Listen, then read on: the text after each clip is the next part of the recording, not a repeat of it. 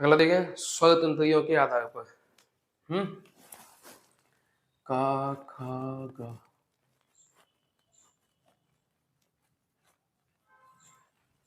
स्वर तंत्रियों के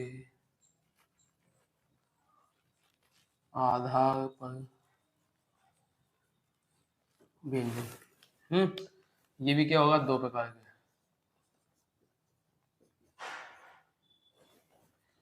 कौन कौन से?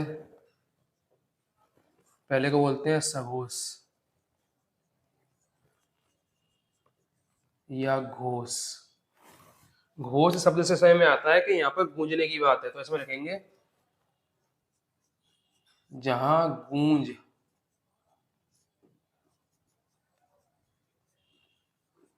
उत्पन्न हो। जहां गूंज उत्पन्न हो मतलब स्थान की बात नहीं कर रहे।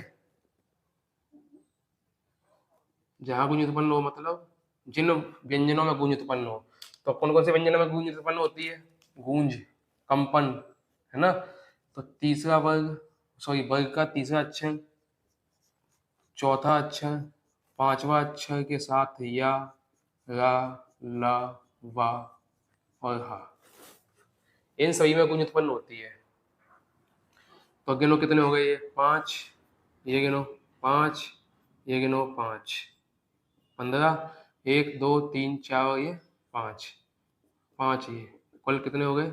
20 व्यंजन। कितने व्यंजन हो गए? कुल 20 व्यंजन हो गए जिनमें गूंज उत्पन्न होती है। मतलब इसको जब बोला जाएगा तो गूंजेंगे, ये हमारे मुंह से गूंजेंगे। ठीक है, अब चाहो तो आप बोलकर देख लेना। इतना समय मतलब मैं ठीक से समझा नहीं सकता वीडियो में कि कैसे गूंज रहे हैं। आप थोड़ा बोलना, धीमे धीमे बोलना, फिर थोड़ा तेज आवाज में बोलना। ठीक है, तो पता लगेगा आपको गूंज रहा है कि नहीं गूंज रहा है। ठीक, फिर आता है दूसरा अघोष व्यंजन। अघोष व्यंजन, यहाँ पर गूंज नहीं होती, इनमें गूंज नहीं होती है। अब इनमें गूंज नहीं होती तो कौन कौन से बचेंगे? देखो 3 4 5 तो ले लिए हमने, बचे 2। पहला, दूसरा और बच गए थे सा सा सा, ये 3 ये बच गए थे। तो पहले के 5, दूसरे के 5 और फिर ये 3, कितने हो गए? कुल 13 व्यंजन।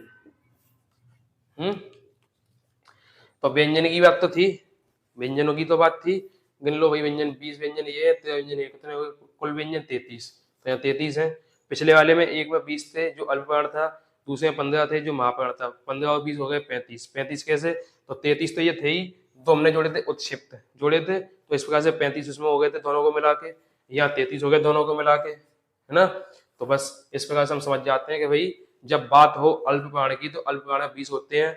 पहला, तीसरा, पांचवा अक्षर प्रत्येक वर्ग का, पहला, तीसरा, पांचवा अक्षर।